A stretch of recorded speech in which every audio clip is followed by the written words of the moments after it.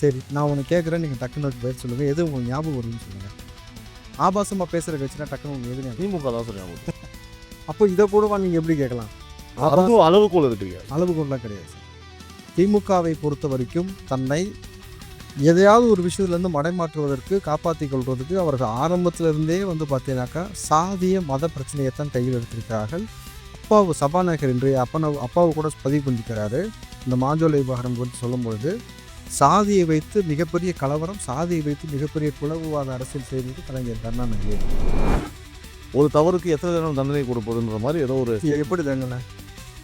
சவுக்கு சங்கர் மட்டும் ஒரே வழக்குக்கு வந்து 38 வழக்கு ஃபைல் பண்ணிங்க உங்கள் ஆட்சியில். ஒரு தப்புக்கு வந்து அவ்வளோ கேஸ் ஃபைல் பண்ணி அந்தந்த ஊருக்கு மாற்றி மாற்றி இழுக்கடிச்சு அப்போ உனக்கு இழிச்சது இன்றைக்கி வலிக்கிறாங்க. ஏன்னாக்கா சனாதன மேட்டரை குறித்து உதயநிதி பேசிய பிறகு வட மாநிலங்களில் முழுக்க பாத்ரூம்குள்ளே போகிற இடத்துல உதயநிதி ஃபோட்டோ ஒட்டி வச்சு செருப்பு போட்டு மிஸ்ட்டு போகிறான் வரான் ஒன்று கடிச்சிக்கிட்டு இருக்கிறான். இவங்க நேஷனல் லெவலில் உதயநிதி புகழ் பெற்றான்னு சொல்லி திமுக அதையும் வந்து பிரம்மாண்டமாக பேசிக்கிட்டு இருந்தான்.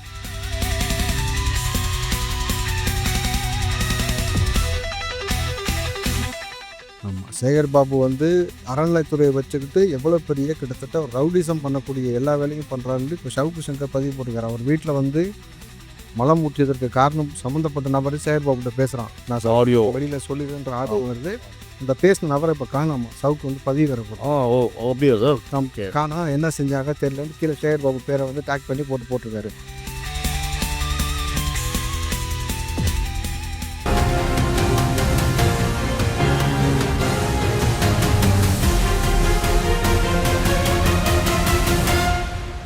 This video is sponsored by Classic Colors, Style and Comfort, Casual Shirts with Classic Elegance. Epic Toyota, the new landmark of Anna Salai, Chennai Podcast Studio, unleashing powerful conversations with Black Magic cameras. Shubh Cards, the premium wedding invitations, Abhiramapuram, Chennai. Cresco Cars, leading dealers of Maruti Suzuki. வணக்கம் and welcome to times of republics times talk with Sibi Naveen.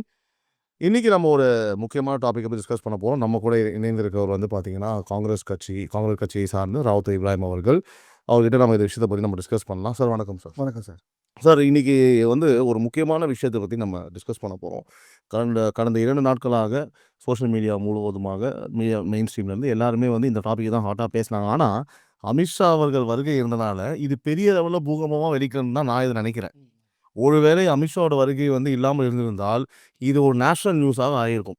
எதை பற்றி நான் சொல்ல வரேன் அப்படின்னா, திரு பொன்முடிலாம் சொல்ல முடியாது sir, சரிங்களா? அது எனக்கே ஒரு மாதிரி அருவருப்பாக இருக்குது.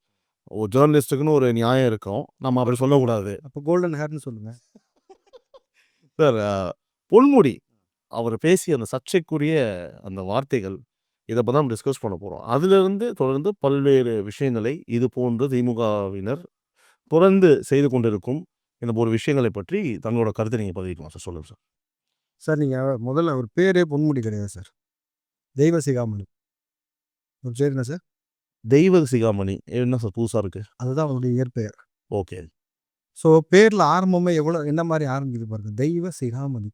அந்த மாதிரி பேரை வச்சுட்டு இவர் பேசக்கூடிய ஆபாச சொல்லி எதை கொண்டு போய் ஒரு பிரதானமாக வழிபடக்கூடிய மத வழிபாட்டு முறையை கொண்டு போய் பாலியல் தொழிலோடு ஒப்பிட்டு நின்னா இப்படி படுத்தா இப்படின்னு சொல்கிறாருனாக்கா, நம்ம இதை குறித்து முதலில் கேள்வி கேட்பது யாரிடம்ன்றதெல்லாம் நம்ம பேசுவோம். ஆனால் அதுக்கு முன்னாடி இது வந்து ப்ரீ பிளான்ட் அஜெண்டா. பொன்முடி தெரியாமல் பேசக்கூடிய இவ்வளோ கேவலமாக எப்படி சார் ப்ரீ பிளானாக பிஹேவ் பண்ணுவாங்க? புரியும். இது கூட இது இந்த மாதிரி சர்ச்சைக்குரிய வார்த்தைகள். சரி, நான் ஒன்று கேட்குறேன், நீங்கள் டக்குன்னு பதில் சொல்லுங்கள். எது உங்களுக்கு ஞாபகம் வருதுன்னு சொல்லுங்கள்.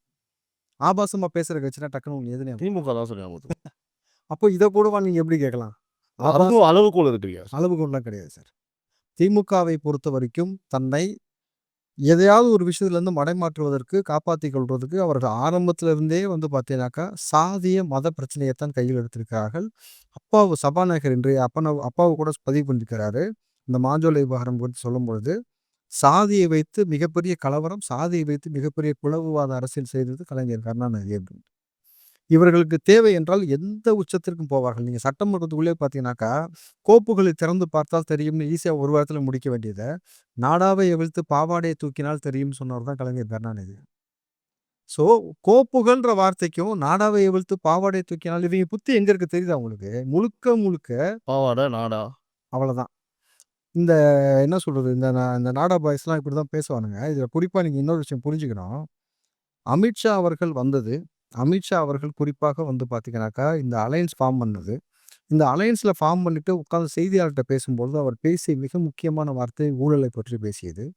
அப்போ திமுக சொல்லுது, அதிமுக ஊழல் பண்ணலையான்ட்டு. அதை பற்றி பேசுவதற்கு திமுகவுக்கு முதல்ல தகுதியே கிடையாது. விஞ்ஞானபூர்வமான ஊழல்ல வந்து கை தேர்ந்த நபர்கள் அவர்தான். சக்கர மூட்டைய காணோம். சக்கர மூட்டைய வந்து எறும்பு தின்றுச்சு. சாக்கு எங்கடான்னு கேட்டா கரையான் தின்றுச்சுன்னு சொன்ன ஆளு தான் அவரு. ஆனால் இத எதற்காக மெயினா அத மடைமாற்றி வேற மாரி கொண்டு போறாங்கன்னா, அமித்ஷா அவர்கள் வந்து ஊழலை பற்றி ஒவ்வொரு விஷயமாக சொல்லிக் கொண்டு வந்த இடத்துல, ஒரு பெயர மென்ஷன் பண்ணி பேசினாரு. நீங்கள் அண்ணாமலை சொன்னா கூட அந்த விஷயத்த கடந்து போயிரலாம். அமித்ஷா சொன்னா நீங்க கடந்து போகவே முடியாது சார். ஏன்னா, ஒரு ஒரு விஷயத்த வந்து அவர் டார்கெட் பண்ணி ஸ்பாட்டிஃபை பண்ணிட்டா மட்டும் தான் அத வந்து சொல்லுவாரு, பேசுவாரு. அந்த இடத்துல அவர் சொன்னது உதயநிதியோட பெயர். ஊழலை பற்றி பேசியதற்கு இது உதயநிதி பெயரை சொல்லியும், இதற்கு இவர் பதில் சொல்லி ஆக வேண்டும்னு சொன்ன பிறகு தான், இதை குறித்து எல்லா ஊடகமும் உட்கார்ந்து பேசினாக்கா, ஏற்கனவே பிடிஆரோட ஆடியோ உங்களுக்கு ஞாபகம் இருக்கா? 3000 கோடி, 30,000 கோடின்னு சொல்லி பேசி அதோட மனுஷன் அவசானம்.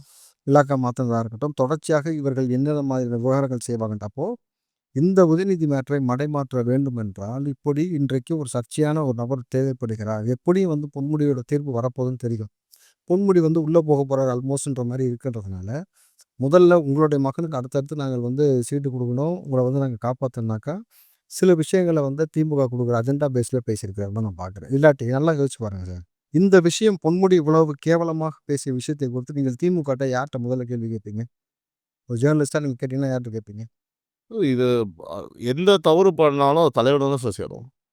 நான் யார்ட்ட கேட்பேன் தெரியுமா முதல்ல? சேகர் பாபுட்ட தான் கேட்பேன். அந்த ஆள் தான் மானஸ்தன். அறநிலையத்துறைய வச்சுக்கிட்டு என்னென்ன அமர்க்களம் பண்ணிட்டு இருக்காருன்னு உங்களுக்கு தெரியும் இல்லையா? ஆமா சார். இப்போ கூட பரபரப்பான ஒரு செய்திலாம் வந்து ரீசென்ட்டா. ஆமா. சேகர் பாபு வந்து அறநிலையத்துறைய வச்சுக்கிட்டு எவ்வளோ பெரிய கிட்டத்தட்ட ஒரு ரவுடிசம் பண்ணக்கூடிய எல்லா வேலையும் பண்றாருன்னு இப்ப சவுக்கு சங்கர் பதிவு போட்டிருக்காரு. அவர் வீட்ல வந்து மலம் ஊற்றியதற்கு காரணம் சம்மந்தப்பட்ட நபரு சேகர் பாபுட்ட பேசுறான். நான் ஆடியோ. வெளியில சொல்லிடுறேன்ற ஆடியோ ஆமா. வருது. ஆமா. அந்த பேசின நபர இப்ப காணோமா. சவுக்கு வந்து பதிவு வேற ஆ போட்டிருக்கான். ஓ! அப்படியா சார்? ஓகே. காணோம். என்ன செஞ்சாங்க தெரியலன்ட்டு கீழ சேகர் பாபு பேர வந்து டேக் பண்ணி போட்டிருக்காரு. சேகர் பாபு இதற்கு முன்னாடி திருச்செந்தூர்ல பக்தர்கள் நின்னுட்டு இருக்கிறாங்க. அந்த கோயில்ல பக்தர் நிக்கும்போது அவர் சொன்ன வார்த்தை, "சார் குழந்தைக்கு வந்து மூச்சுத்திணறல் ஏற்படுது. பசி இருக்கு. பால் வேணும். எங்கள வெளியில விட்டீங்கன்னா, இல்ல ஏதாவது ஏற்பாடு செய்யுங்க. நாங்க போயிட்டு வந்துருவோன்ட்டு." ஒரு அறநிலைத்துறையா வேணாம் சார். ஒரு மனுஷனா நீங்க என்ன செஞ்சிருக்கணும்? என்னம்மா ஆச்சு? பார்க்க சொல்றாங்க. என்னன்னு பாருப்பான்னு சும்மா ஃபார்மாலிட்டிக்காக சொல்லுவாங்க. பேசணும்ல. என்ன நீ சொன்ன? திருப்பதில போனா 24 மணி நிக்கிறான்னா, உனக்கு எவ்வளோ எகத்தாளம் இருந்தா நீ வந்து இந்த வார்த்தைய பேசணும்னு ஒரு விஷயம் இருக்குல்ல. இப்ப நடக்கக்கூடிய ஆட்சி திராவிட மாடல் ஆட்சி கிடையாது. ஆன்மீக ஆட்சின்னு சொல்ற. உன் ஆன்மீக ஆட்சியில ஒரு மத வழிபாடு குறித்து 2 விதமானது நீங்கள் பார்த்தீங்கன்னாக்கா, சமயம், வைணவம் குறித்து அவர் பேசும்பொழுது, இவர் பாலியலோட ஒப்பிடும்பொழுது, நீ இன்ன வரைக்கும் என்ன கழட்டிட்டா இருக்க சேகர் பாபு. ம். நீ எல்லாத்துக்கும் வந்து பெருசுல வந்து உட்காந்துருப்பேல. ஆர்எஸ் பாரதி. நல்லா யோசிச்சு பாருங்க. கட்சிக்கு அந்த ஆளுக்கு சம்மந்தமே இருக்காது. நல்லா பார்த்தீங்கன்னா, அமைச்சர் கிடையாது, எம்எல்ஏ கிடையாது. மூத்த நிர்வாகத்தில ஒரு ஆள் உட்காந்துட்டு ஆனா ஊனா வந்து ட்ரெஸ்ஸ போட்டு பேசிட்டு இருப்ப. ஏன் பேசல? சனாதன ஒழிப்பு மன்னிக்கணும் சார். அதாவது நீங்க சேகர்பாபு பத்தி பேசலாம்னு நான் ஒரு விஷயத்த குறிப்பிட்டு நினைக்கிறேன் இந்த இடத்துல. நீங்க அந்த அளவுக்கு சொல்றீங்க, என்ன பண்ணிட்டு இருக்குன்னு சொல்லிட்டு. நீங்க ஒரு விஷயம் ஞாபகப்படுத்த விரும்புறேன். சனாதன ஒழிப்பு மேடையில காவி வேஷ்டி கட்டிட்டு உட்காந்துருந்தவன் சார் சேகர்பாபு. சார் சனாதனத்தை குறித்து வந்து தார்மீகமாக பயங்கரமா எடுத்து, நான் நேஷனல் லெவல்ல எங்க ஆள் புகழ் பெற்றார்ன்னு சொன்ன ஒரே கேவலமான கட்சி எது தெரியுமா? திமுக.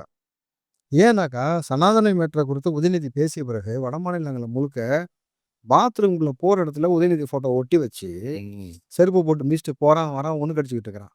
இவங்க நேஷனல் லெவல்ல உதயநிதி புகழ் பெற்றார்ன்னு சொல்லி திமுக அதையும் வந்து பிரம்மாண்டமா பேசிக்கிட்டு இருந்தான். நம்ம அமித்ஷா உதயநிதி பேசுனதுக்கு காரணம், ம். அன்னைக்கு அந்த பேசின வார்த்தைகள் தான்னும் நம்ம இந்த நேரத்துல நம்ம சொல்லணும் சார். சார் நீங்க வெறும் ஒரு விஷயம் கிடையாது சார். அவருக்கு இப்ப நீங்க எத வேணா பேசலாம் சார். இந்துத்துவா பத்தி பேசும்போது அமித்ஷா அது ஏற்கக்கூடியவங்கலாம் கிடையாது. ம், ம், ம். ஆனால அங்க ஒரு ஸ்பாட் வச்சிருப்பாங்க. சார் நீங்க ஒரு ஒரு எப்பயுமே ஒரு விஷயம் புரிஞ்சுக்கங்க. இப்போ இதுலயுமே வந்து இவர கண்டிக்கிற வகையில வந்து பொன்முடிய கண்டிக்கிற வகையில வந்து நீங்க பொதுமக்கள்ட்ட கேள்வி எழுப்பும்போது சரி, இப்ப தம்பு வைக்கிறாங்க.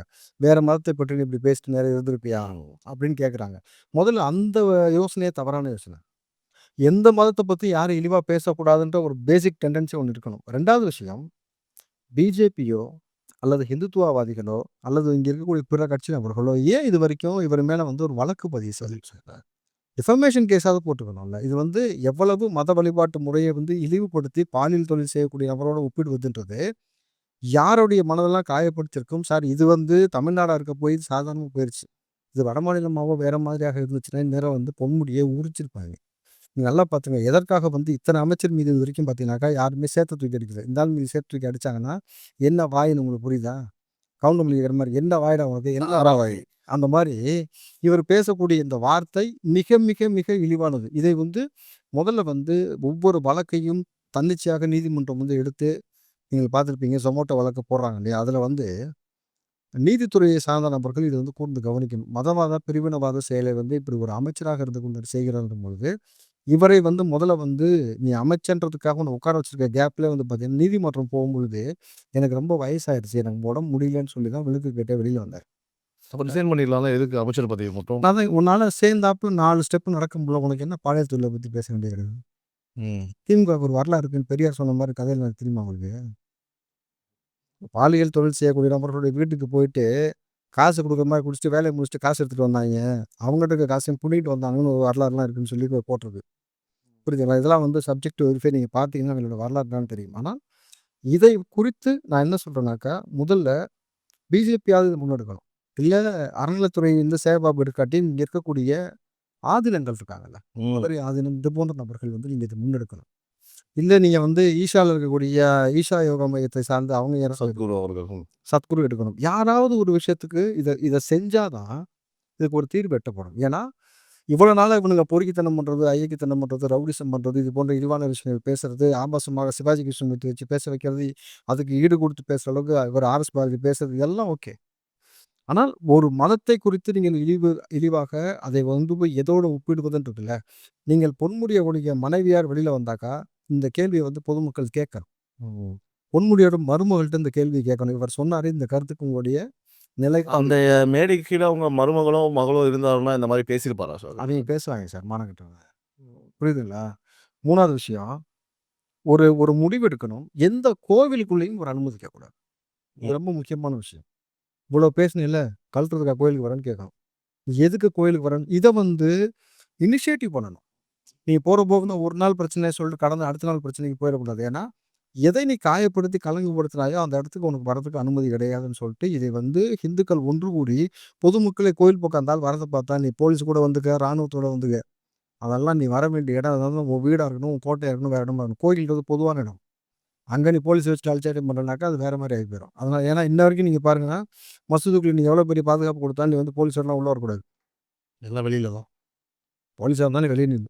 இது வந்து வழிபடக்கூடிய இடம். இங்க வந்து இறைவன் முன்னாடி எல்லாரும் காமன். இங்க வந்து துப்பாக்கி தூக்கிட்டு வரேன், சீன் போடுறேன், இந்த சீனே இங்க இருக்கக்கூடாது. அப்போ ஏன் சார் இவ்வளோ பெரிய விஷயத்த வந்து யாருமே முன்னெடுக்கல? யாரும் ஒரு கம்ப்ளைண்ட் கூட குடுக்கல. நீங்க சொன்ன மாரி அண்ணாமலை அவர்களும் வந்து பார்த்தீங்கன்னா, இப்போ அ இது இமயமலையில இருக்காரு.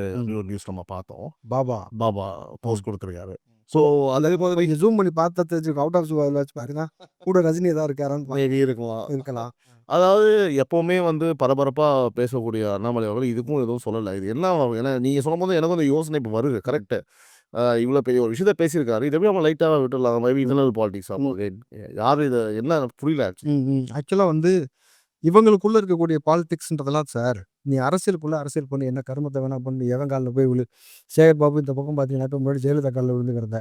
இப்ப ஸ்டாலின் செருப்ப கழட்டி வச்சிருந்தா தூக்கிட்டு சுத்திட்டே சுத்துற. அது நீ என்னமோ பண்ணிட்டு போ. எங்களுக்கு பிரச்சனை கிடையாது. ஆனால் ஒரு மத வழிபாடு, அந்த வழிபாட்டு முறையை நீங்கள் பாலியல் தொழிலுக்கு ஒரு ஒரு விபச்சாரிக்கு ஈக்குவலா நீங்க பேசக்கூடிய வார்த்தைன்றது வந்து ஏற்புக்குரியதே கிடையாது இல்லையா? சார் இத வந்து நீங்க மத்த இடங்கள்ல நீங்க பேசுனீங்கன்னா, மத்த நாடுல பேசினா செருப்பு கழட்டி அடிச்சிருப்பாங்க. நீ யாரு? எவரு? என்னன்றதெல்லாம் இப்ப தேவையே கிடையாது. அப்ப நம்ம ரொம்ப முக்கியமான விஷயம், இத வந்து ஒரு என்ன சொல்றது? அவர் மீது வந்து வழக்கு போடக்கூடிய வேலையை முதல்ல வந்து தமிழ்நாடு அரசு செஞ்சிருக்கணும். செய்யல. ஸ்டாலின் அவர்கள் சிவாஜி கிருஷ்ணமூர்த்திய கட்சியிலிருந்து நீக்கிட்டு, மறுபடியும் சேர்த்துக்கிட்ட மாரி ஒரு கண் துடைப்பு ஒரு ஒரு நாடகத்த தான் ஸ்டாலின் போட்டுருக்காரு தவிர, பதவி பதவி பறிப்பா சொல்றீங்க. ஆமா உள்ளபடி தார்மீக அடிப்படையில் நீ அமைச்சர் பதவிய புடுங்கிடணும். கனிமொழியோட வந்து இப்ப பத்திரிகையாளர் கேட்கும்போது அவங்க என்ன சொல்றாங்க அப்படின்னா, அ ஒரு தப்புக்கு எத்தனை தடவை நம்ம தண்டனை குடுப்பதுன்னு கேட்குறாங்க சார். ம். கேள்வி அந்த பதில அவங்க எப்போ முன்வைக்கிறாங்கன்னு கேட்டீங்கன்னா, ஒரு பத்திரிகையாளர் வந்து சொல்றாரு, "நீங்க வந்து வெறும் பதவிய மட்டும் எடுத்துக்கீங்க. அவரோட மினிஸ்டர் போஸ்டிங் ஏன் நீங்க எடுக்கல? ம். கட்சி பதவிய மட்டும் எடுத்துக்கீங்க. கட்சி பொறுப்ப மட்டும் நீங்க எடுத்துக்கீங்கன்னு" சொல்லும்போது, அ ஆமாங்க. அதாவது நம்ம ஆல்ரெடி ஒரு தண்டனை குடுத்துட்டோம். ஒரு தவறுக்கு எத்தனை தடவ தண்டனை குடுப்பதுன்ற மாரி ஏதோ ஒரு எப்படி தண்டனை? சவுக்கு சங்கர் மட்டும் ஒரே வழக்குக்கு வந்து 38 வழக்கு ஃபைல் பண்ணீங்க, உங்க ஆட்சியில. ஒரு தப்புக்கு வந்து அவ்வளோ கேஸ் ஃபைல் பண்ணி அந்தந்த ஊருக்கு மாத்தி மாத்தி இழுக்கரிச்ச. அப்போ உனக்கு இனிச்சது இன்னைக்கு வலிக்குதா உனக்கு? நான் கேட்குறேன். இல்ல நல்ல ஸ்டாண்ட் எடுத்தாங்க அவங்க. ம். ஃபர்ஸ்ட்டு கனிமொழி தான் இந்த மேட்டர வெளில கொண்டு வந்தாங்க. அப்போ கூட ஒரு ஜர்னலிஸ்ட்டா நம்ம பார்க்கும்போது பரவால்ல. அட்லீஸ்ட் இவங்களாவது இப்படி இருக்காங்க. ம். இந்த மாரி கொச்சையா பேசாத அளவுக்கு ஓகே பரவால்ல. அடுத்து இந்த இன்டர்வியூ பார்க்கும்போது ஒரு மாரி என்னடா இது அவ்வளோதான். இதுவும் ட்ராமா தான் போகுது. ஆஸ் யூசுவல் வந்து பார்த்தீங்கன்னா திமுக ரத்தம் சார். திமுக ரத்தத்துலேருந்து உங்களுக்கு நேர்மை, நீதி, நியாயம் இதெல்லாம் எதிர்பார்க்கக்கூடாது. ஆம்பளையா இருந்தாலும் சரி, பொம்பளையா இருந்தாலும் சரி. அவங்க இப்படித்தான் பேசுவார்கள்னு நமக்கு தெரியும். நம்ம என்ன பண்ணுவோம்னாக்கா, இப்ப மதுரை ஆதீனம் வந்து இது குறித்து வந்து ரொம்ப கடுமையான ஒரு வார்த்தைய பயன்படுத்தியிருக்காரு. மனசு நெருடலோட பேசியிருக்கிறாரு. ஏன் அவங்க சார்பா எடுத்துக்க மாட்டீங்க? அப்ப திமுகவ பார்த்து ஒட்டுமொத்தமா பயப்பட வேண்டிய அவசியம் என்ன இருக்கிறது? சார் இது வந்து மத சார்பு பிரச்சனை சார் இதுல. இதுல நீ கட்சிக்காரனா மயிரு நீ எவனா வேணான்னு சொல்லிட்டு கேள்வியில கேட்கணும். நீங்கள் எங்களுடைய உணர்வுகளை புண்படுத்தும் பொழுது உனக்கு என்ன வேண்டி இருக்கு? சட்ட ரீதியாக தான் நாங்க போறோம். சமூகத்துல வந்து நீ வா செருப்பு கழட்டி அடிப்போம் நம்ம யாரும் நிக்கல. புரியுதுங்களா? அப்போ ஆதீனமோ, சத்குரு அவர்களோ இப்போ நீங்க ஒரு பேச்சுக்கு சொல்றேன். நித்யானந்தா இங்க ஏதாவது சும்மா இருக்க மாட்டாப்ல, நோண்டிருப்பாப்ல. எதோ ஒண்ணு பேசி இருந்திருப்பாரு. பரபரப்பா இருக்கும். பரபரப்பா இருக்கோ இல்லையோ, அவர் பார்க்க வேண்டிய வேலைய பார்ப்பாரு. ஏன்னா, ஏன்டா நித்யானந்தா இத கேட்டுருப்பாரு சார். இருந்தாருன்னு வச்சுக்க. என்னைய மட்டும் சன் டிவில அத்தன வாட்டி போட்டேல்ல. ம். இந்த ஆள் பேசுனத சன் டிவி ஏன் திரும்ப திரும்ப போடல? கேட்டுருப்பாரா இல்லையா? சொல்லுங்க பார்ப்போம். நீங்க இப்படி கான்ட்ரோவர்சிக்காக தான் ஒரு கேள்வி எழுப்பியிருப்பாரு. ஆக ஆதீனங்கள், மத வழிபாட்டு குருமார்கள் இது வந்து மௌனமாக கடந்து போவது உள்ளபடி திமுகவுடைய ரவுடித்தனத்த பார்த்து இவர்கள் பயப்படுகிறார்களான்னு ஒரு கேள்வி இருக்கிறது. 2வது இங்க இருக்கக்கூடிய நீதிமன்றத்தில் இருக்கக்கூடிய நீதிபதிகளே இந்த வழக்கை இன்னும் எடுக்காததுக்கான காரணம் என்ன? இப்ப பால் கனகராஜ் போன்ற மூத்த வழக்கறிஞர்கள் இருக்காங்க. இவங்கலாம் வந்து எவ்வளோ பெரிய கேஸ்லாம் பார்த்து நம்ம நீங்களும் ஏன் இவ்வளோ மௌனமா இருக்கீங்கன்னு ஒரு கேள்வி இருக்கு. 4வது ஸ்டாலின் அவர்களுடைய துணைவியார் துர்காம்மா இருக்கிறாங்கல்ல. எவ்வளவு மிக முக்கியமான ஒரு நபராக இருக்கிறார். இன்னும் சொல்லப்போனா இந்த மத வழிபாட்டு சடங்கு சம்பிரதாயம் மீது மிகப்பெரிய நம்பிக்கை கொண்டவராக இருக்கிறார். அவரு எவ்வளவு கோயில்களுக்கு போகுறாங்க. அம்மாட்ட வந்து இது குறித்த ஒரு கேள்வி கேட்கணுமா? இந்த மாரி பேசியிருக்கிறார். நீங்க ஏன் கட்சிய விட்டு எடுக்கல? நீங்க வெறும் வந்து நீங்க வந்து பதவிய புடுங்காம, சும்மா வந்து பேருக்கு பதவியிலருந்து நீங்க வந்து கட்சி அமைச்சர் பொறுப்பு பதவிய எடுக்கணும். புடுங்காம இந்த வெறும் கட்சி பொறுப்புலருந்து எடுக்கிறதுன்ட்டு வந்து ஏற்புக்குரியதான். இத நீங்க எப்படி பார்க்குறீங்க? அவங்க வந்து அரசியல்ல இல்லாட்டாலும், பட் அவங்க வந்து ஆன்மீகம் அப்படின்றதுல இருக்கிறாங்க. இவங்க பகுத்தறிவு சித்தாந்தம் திமுக பேசுது. ஆனா அவர்கள் இருக்க மொத்த பேரும் பார்த்தீங்கன்னாக்கா கோயில் குளம் தான் சுத்திட்டு இருப்பாங்க. அப்போ அவங்கள்ட்ட கேள்வி கேட்கணும். நியாயமா இதுவரைக்கும் சேகர் பாபு இந்த கேள்வி ஏன் வைக்கவே இல்ல பிரஸ்ல? This video is sponsored by Classic Colors, Style and Comfort, Casual Shirts with Classic Elegance. Epic Toyota, the new landmark of Anna Salai, Chennai Podcast Studio, unleashing powerful conversations with Black Magic cameras. Shubh Cards, the premium wedding invitations, Abhiramapuram, Chennai.